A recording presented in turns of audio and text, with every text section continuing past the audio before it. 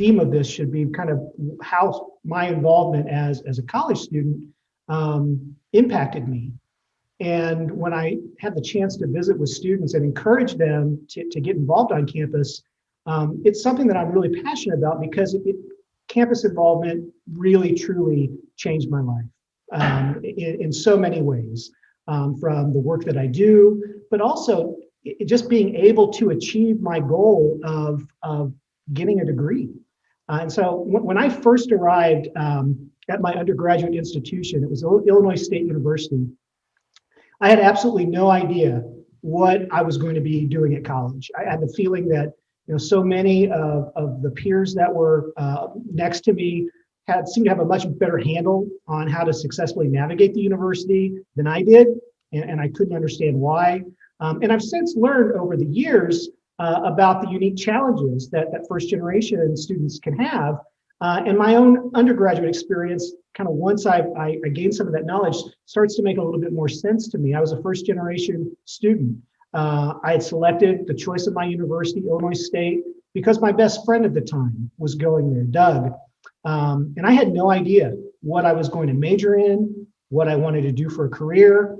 All I knew was that my parents had worked really hard and saved money all their lives for me to be the first one in my family to get a college degree. Other than that knowledge, I was completely clueless and I was completely directionless. Now, all that being said, I had a really good time. So good, in fact, that I didn't let such inconveniences as classes, assignments, distract me from living the social aspect of my first year of undergraduate life to its fullest. And so hearing what you've heard so far, what do you think in terms of my academic standing would be at that, with those with that context? Anybody have a thought?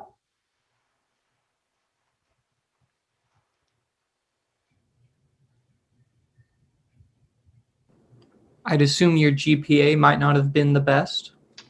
Jared, you win the contest. You are exactly right. So my grade point average at the end of my freshman year happened to be a 1.8 grade point average. And I was placed on academic probation, and rightly so. The message was clear from my parents, from the university's registrar's office, from the dean of students' office, is that if my act didn't change, I was going to flunk out of college. And that looked like a real possibility. So when I got back to ISU that next fall, there was little doubt that I was on pretty shaky ground. But as so often in life, sometimes the smallest action can have the most profound change in your life. So I was having some lunch with friends in the union. The Bone Student Center was the name of the student union there. And I saw posted on the wall a flyer that asked a simple question. And this question was, do you want to bring bands to campus? And I'm a music nut. In fact, on Saturdays or Sundays, you can probably find me at Sisters of Sound in Aggieville, thumbing through the albums. Yes, I still collect albums. And so the thought about bringing bands to campus really resonated with me. I thought that sounds really cool. And so that flyer was advertising for the university programming board, and it had a little white card on it that you could fill out and you could deliver to the Student Life and Programs office, the SLAP office. And so I had these visions of rock and roll glory in my head, and I checked the box indicating my interest in serving on the entertainment committee. The entertainment committee brought all of the large concerts to campus, and I was really excited about that. And so later that week, I got a call to interview for the entertainment committee. I was really excited. I interviewed, and a few days later, I got a call back from the interviewers. I was not selected for the entertainment committee, and so my rock and roll dreams quickly faded. Instead, I was asked if I would consider being part of the Student Center Programming Board, which programs smaller scale events such as films and local bands and non-alcoholic programming in the student union every week in the student union. So this was certainly not the glamorous position that I was hoping for, but it turned out to be one of the most important lessons that getting involved would teach me. See, Dylan. And that was that success is often first disguised as failure. And so I accepted that position on the Student Center board, and I began my life in campus programming. I'm going to share my screen here, if I could, for just a moment. Oh, can I? It looks like I'm not able to. Kelly, can you see if I can share my screen? Or give me that right to do? Yep, give me 1 second here. You should be good now. Yep, I got it. Perfect. 1 second. So hopefully you can see this photo here. This is the Student Center Programming Board that I was a member of. And so this guy right here with his hand on his chin is me. And this is my group that I became involved with. My first responsibility as a program board member was I was responsible for putting on a beach party in January. That was the theme of the event. And it had a total of 7 people in attendance. The beach balls outnumbered the people that attended by about 2 to 1. It was really not a great beginning for my programming career. But despite that dismal beginning, a transformation, I think, occurred as I began to get more involved with the Student Center Board. I was starting to feel like that I was part of something larger than myself. And so I was not only a member of this little group of programmers that you see there on the screen, but I was also feeling more connected to my university. This was a place that I wanted to be. And watching more and more people attend our Student Center Board programs, where we just took an idea that was being discussed around a table and through hard work and detailed planning, creativity, we were not just creating events, but we were also helping strengthen the connection to our university in the hearts and minds of other students and deepen their affinity for campus. And so that involvement with the Student Center Board provided me the opportunity really for my first leadership position. But here was the rub. In order for me to run as a chairperson, I needed to improve academically. And so with that motivating factor, I went to classes, I studied harder, I paid attention to what faculty members were trying to convey to me, and I truly started engaging as a member of a community of scholars. And I was becoming an educated person. And I began to develop confidence in my own academic abilities. In fact, I was even asked to serve as an undergraduate teaching assistant for my philosophy of religion professor. And so having that relationship with a faculty member who saw potential in me and who took the time to learn about me and ask me my thoughts on the class material, was patient with my questions, that made such a big difference. Also at that same time that I was involved with the Student Center Programming Board, this was in 1990, my junior year at Illinois State. 1 second here. I discovered a leadership book because I really wanted to be able, if I was going to lead the Student Center Programming Board, I really wanted to learn more about leadership. And so I went to the mall and started looking through leadership books. And the one that I gravitated towards was a book called The 7 Habits of Highly Effective People by Stephen Covey. And that book taught me really simple but important lessons. It taught me the importance of being proactive in my leadership rather than just always reacting to situations that I might find myself in. It taught me the importance of listening, and so seeking first to understand rather than to be understood. Prioritizing what was important to me and making sure that how I spent my time was aligned with those goals and priorities that I had identified. It taught me how to look for a win-win when I'm working with others rather than a win-lose situation or a lose-lose situation. And then finally, it also taught me the importance of really engaging in self-care, that habit of sharpening the saw, which means paying attention to your physical well-being, your mental well-being, basically those dimensions of life that really help you become a whole person. And so I think that book must have hit me right at the right time, because I hadn't given those concepts much of any thought at all prior to that. And so an important part of that book was forming a personal mission statement. So again, this is 1990. I was 21 years old. And this mission statement that you see on the screen here is the actual mission statement that I wrote 30 years ago and that I still have. And so you can kind of see the dot matrix printing of that. I wrote it in 1990, and it still resonates really deeply with me today. I'll just pull out a couple of pieces from it, but it says, my mission is to live with honesty and integrity, and I strive to be understanding, giving, trustworthy, responsible, and well-educated. I'm constantly eager to diversify and grow, remaining constant to my principles. And so that mission really hasn't altered that much in these past 30 years. And I would not have engaged in that kind of self-reflection had I not been motivated to serve in a leadership position in the organization that I was a part of. And so I'm looking at these writings of a 21-year-old, and I'm amazed at how strongly those words have stayed important to me, and how they inform over these past 30 years the personal and professional relationships that I've had. So I guess the moral of this story that I've shared with you is that though starting off horribly, my undergraduate years really did become the foundation that set the trajectory for the rest of my life.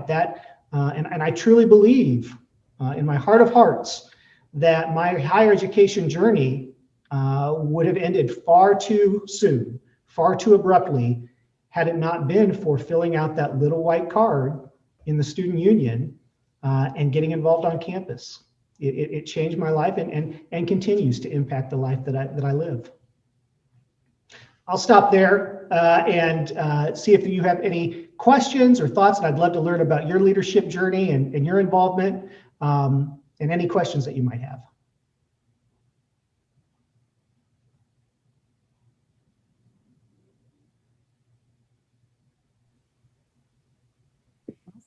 Dr. Lane? Yeah, hi, Lauren. Could you give your best piece of advice? Tell me a little bit more about the context. Just life in general, going through college. Sure. So I think the best piece of advice that I could give, can I give you 3 pieces? Okay. So the first is that the advice I would give is always act with integrity. One of my favorite authors on leadership, her name is Dr. Brene Brown. I don't know if you've had a chance to hear of any of Brene Brown's work, but she's truly remarkable. So in her book, Dare to Lead, she defines integrity as choosing courage over comfort. And it's choosing what's right over what's fun or fast or easy. And more importantly, what she says is that it's critical to not just profess your values, but to practice your values. And so if you've not given thought to your core values, those things that are really, really, truly your true north principles, I would encourage you to begin that process of identifying what those are, what you hold most important, what you hold most dear, because it'll serve as your guide for making those really hard decisions, and living into your values by identifying those behaviors that support those values that you have. And then also, conversely, identifying what are those behaviors that are sometimes cause what Brene Brown calls slippery behaviors that aren't congruent with your values, to really pay attention to those. And so I've found that if I know my true north, if I know what my core values are and can articulate those, I find that it makes the really tough decisions easier to navigate. That's one piece of advice. Second piece is to remember about the power of kindness. And so just by a show of hands, I know you've got on Zoom, you can raise your hand. How many of you feel like you've had too much encouragement in your life? I've asked that question many times, and I've yet to see a hand go up. And so I think what that says is that there's no shortage of opportunities for us to really encourage others. And so I think we do that by building a culture of kindness, by modeling encouragement and enthusiasm, and that has to start with leadership. And so I think as leaders, every time that we come into contact with someone, we can make their day better, or we can make their day worse. And so make it better, right?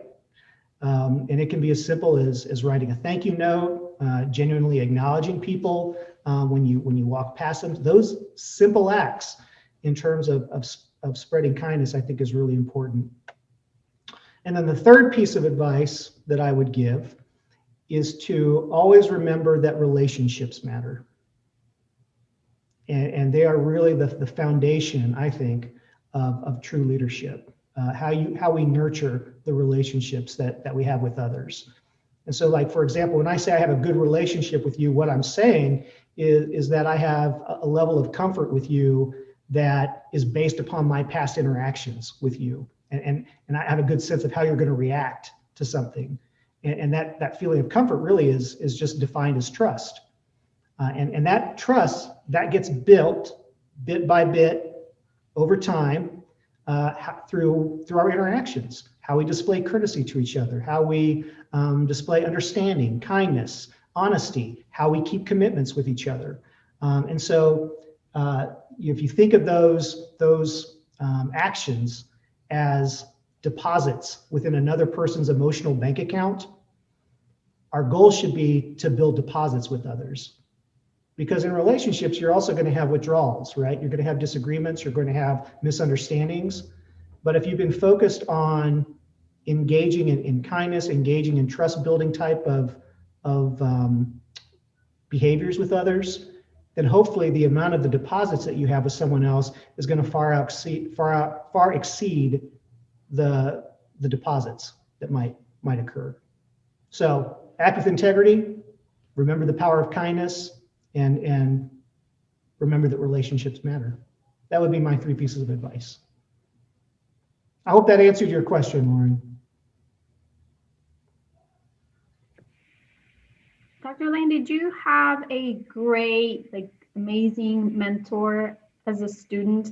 And how about now, or as a professional? I'm very interested in learning about any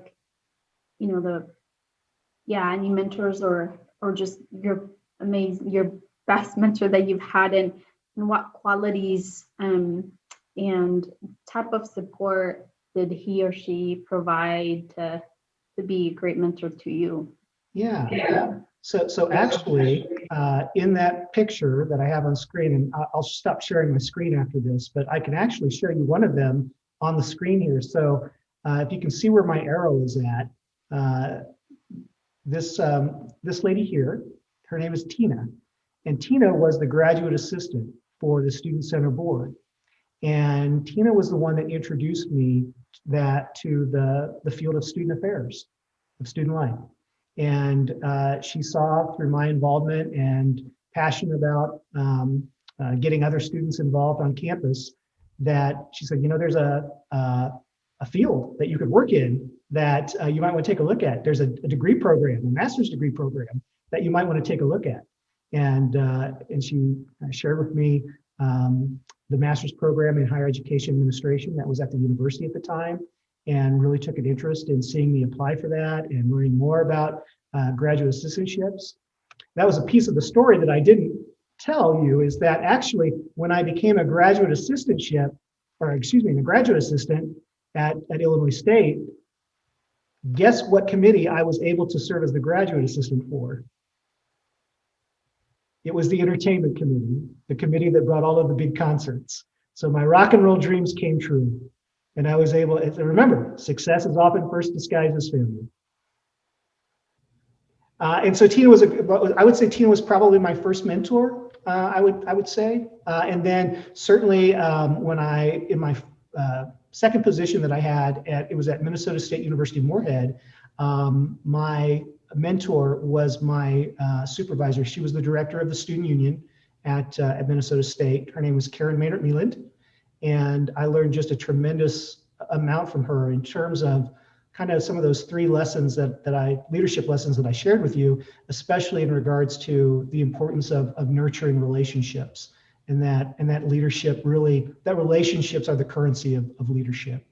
And she was very patient with me as a young professional, and just was supportive of the work that I was doing with students, and just took an interest in not only how was I being successful in the current role that I was in, but also what were my goals and dreams and aspirations beyond what I was currently doing. And so setting up experiences for me that would help me kind of gain those skills and abilities that would be able to help take me to the next level in my career. And so that was, I'll never be able to thank her enough for that. And then I would say at my former institution at Missouri State, my mentor was the person actually who has really changed my life, and that's Dr. Earl Doman. He was the vice president for student affairs, and Dr. Doman was actually the one who nominated me for this position at Kansas State University, and really encouraged me to take a look at it. He was he's an alum of K-State, and he said, I know this institution well. I know you, and I think that it'd be a place where you would thrive at. And my gosh, he was sure right about that. One of the best decisions I've ever made. Does that answer your question, Madai? Yes, and that's great to hear, because as I speak with colleagues, I oftentimes find that it is not very often. Well, we have great mentors that push you, or even within your units or whatnot, and push you to go to other places because they see, right, that there's so much potential to grow. And not that they wouldn't want you to do that, but I think it just, life just goes so fast, and of course you're needed. Of course, they don't want to see you go. But when I hear those stories, it's really encouraging to. And I think, speaking a little bit more about mentorship, I think it's really important to find someone not only who will support you and who believes in you, but who also holds you accountable. And I think that's really an important piece for that mentoring relationship to really move to a deeper level, where you trust somebody enough that when they hold you accountable, that it gives you the motivation to do better, to follow through on what you've shared that you'd like to do. That's where I think that real power in mentoring relationship comes in. It's, all those ingredients are really important. Somebody who believes in you, somebody who supports you, but also somebody who can hold you accountable. I found that it's important I've appreciated just over the years, when one is going through difficult times as well, when your mentor knows how to encourage you in those, precise moments, and even knows that something may not be right, and kind of reaches out and says, what's happening? That kind of thing. So doing those, when they kind of support you through those moments as well, it's so crucial, I think, in the mentorship relationship. Yeah. Definitely. Lauren, tell me about your campus involvement. Yeah. So I am an ambassador for the College of Arts and Sciences. Great. And I also have a lead minor, and I'm taking adaptive leadership with Professor Cleaver. Great. So, that's one of the key, you mentioned about leadership advice. I think one of the best pieces of advice that I received from a mentor was not to confuse a adaptive problem for a technical problem, or vice versa. Don't confuse a technical problem for an adaptive problem, but really don't confuse a technical problem for an adaptive problem. Absolutely. Jared, how about you? Tell me about your campus involvement. Yeah, so I just transferred to K-State last semester. Wonderful. Fantastic. So I started writing for the Collegian in the middle of last semester, and I am currently the culture desk editor this semester. So tell me, what does the culture desk editor, what's their purview? We kind of like to focus on campus events, arts, culture, just interesting things going on around the community. So transferring to K-State last semester, Mhm. and in your role as culture desk editor, did I get that right? Culture desk Yeah. editor? What's some of the key takeaways that you've had thus far from your role as the culture desk editor, that when someone would ask you, well, tell me about what's the culture at K-State like, what would you say? I think that people really enjoy just working together, and all the different events and stuff that I've covered, people just love those interactions, and I think people get along really well here for the most part. That's great to hear. Where did you transfer from, Jerry? Hutchinson Community College. Great. Well, welcome. Glad you're here. Thank you. Amy, you're quiet. Why did you choose to come today, to our session today?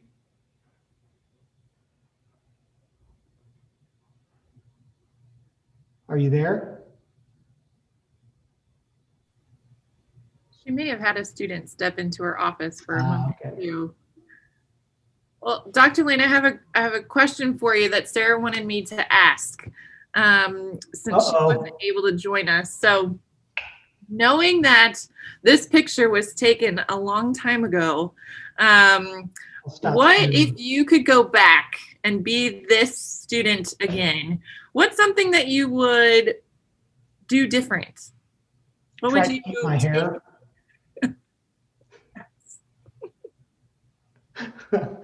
What is something that I would do differently?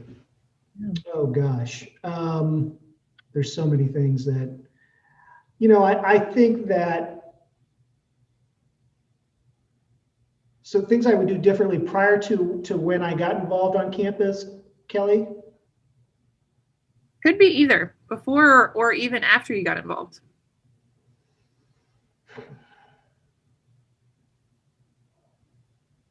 I think that one of the key lessons that I needed to learn at that, when I look at that 21-year-old guy there, is to remember that leadership, just because you have the position of president, that leadership goes way beyond position, and that it just doesn't automatically confer that just because you have the title of president, what you have there is a position. It doesn't mean that you're necessarily a leader.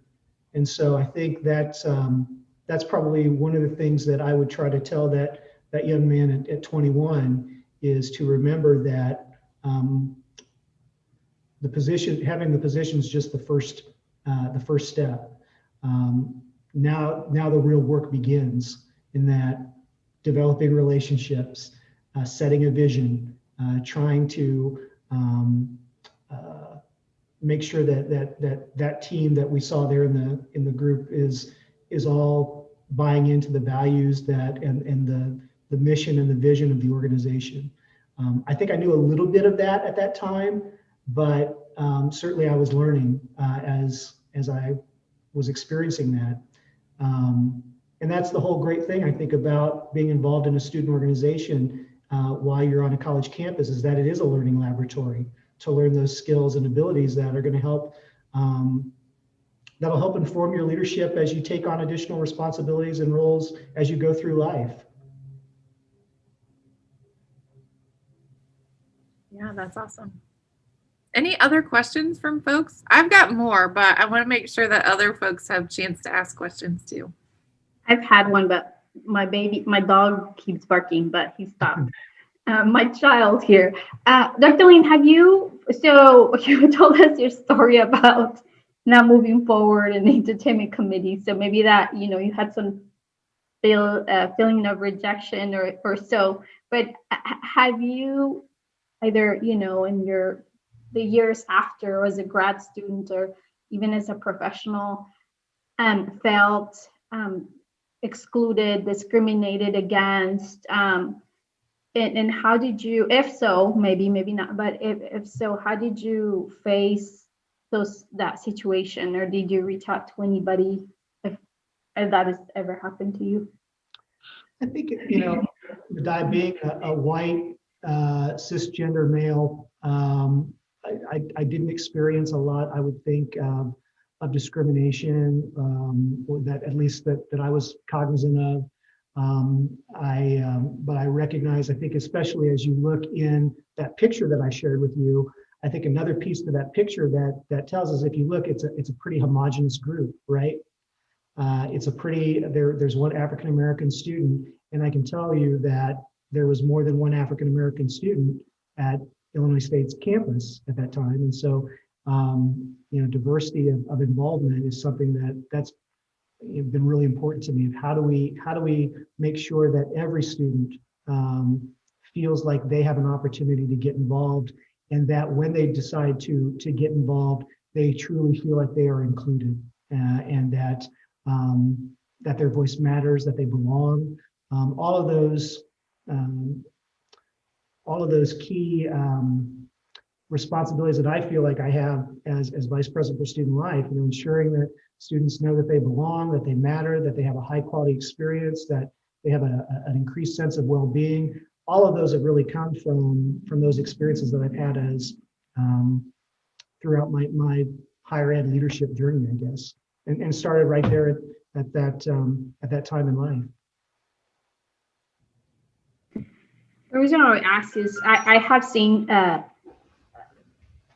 been around, environments or events where I've seen our white students experience that, and I don't know that they realize that it's happening. Mm-hmm. Or maybe a comment from another student from another group, right? And I've approached that student and have said, do you realize that what you have done, or what you have said may have, and I think that's something that I talk with our students about, that we need to be cognizant of that oftentimes we may believe that because we are, members of an underrepresented group, that we may be the only ones, or maybe because of, race, ethnicity, but it could be other things, right? Gender or whatnot, physical ability and whatnot. And so all these facets of diversity, but I was just curious if you have, but I think it, like I said, I've seen it happen, and I try to, very respectfully, take it as an educational moment, right, for our students, not, reprimand or try to make them feel terrible about it, but just kind of, hey, let's talk about what you just said or what just happened, sort of thing. So it kind of gets me to thinking back to, that power of kindness. And how we're interacting with others, and treating people like we want to be treated, and being mindful that when we find ourselves where we've made a mistake, where we've made a withdrawal in someone's emotional bank account, for example, when we've said something that has been insensitive or offensive, that when we're called on it, that we see that as really somebody's giving you a gift. And that you have an opportunity to learn, and to reflect and to do better.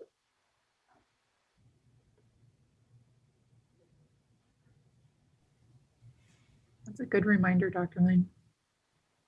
I love that. I think going along similar lines, one of the other questions that we had, Sarah and I had talked about, was if, as a leader, we're certain that you've been put through many tests and challenges. Perhaps we're in one right now with COVID, or maybe you've faced one before or outside of this experience.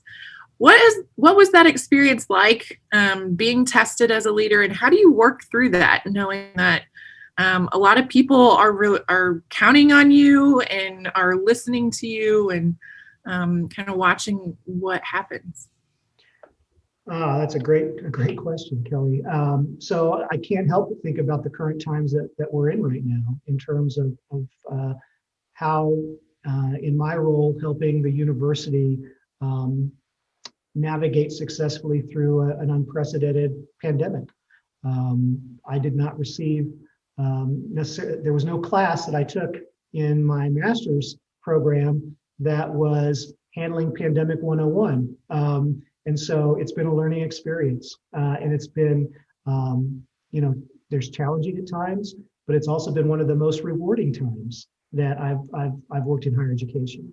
I think we've learned just a tremendous amount about the resiliency that students have, the different ways that we're able to connect with students that we perhaps didn't pay a lot of attention to prior, that have now become very important in how we connect with students. And I think the next piece for us is to really take a look at, as we hopefully are able to move out of kind of this pandemic focus, is what are the key lessons that we've learned, and how do we make sure moving forward that we really take advantage of that learning? Because I think there's lots of lessons that that have presented themselves to us during this time. And so for me, it's been one of the most challenging leadership experiences that I've had, and it's also been one of the most rewarding experiences that I've had, because I've learned so much about the gifts that others bring to the organization. I've learned so much about my own leadership, and it really goes back, I think, to that importance of knowing what your core values are. And there's going to be tough decisions to be made as a leader. There's going to be tough, difficult situations that that you've been entrusted to help navigate the organization and the folks that you're responsible for to navigate successfully through. And so you have to keep going back to what are those core values that you've identified. What's your true north? And that's at least the first starting point to really work through some of those challenges.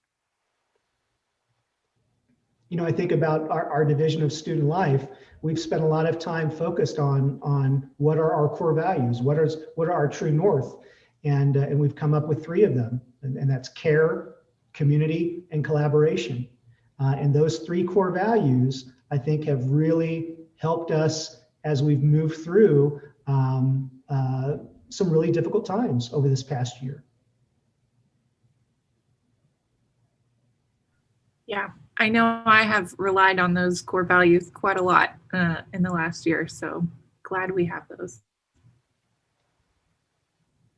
I'm not sure if you were able to see the chat, but I wanted to call back to Amy. I've not been paying attention to the chat. I apologize. No, that's okay. Amy just was sharing that she doesn't have a microphone currently. Oh, okay. That she loves listening to personal stories of success and trials and finds yours fascinating. So, thank you, Amy. Great to have you joining us today for sure. Sometimes people might wish that I don't have a microphone, so.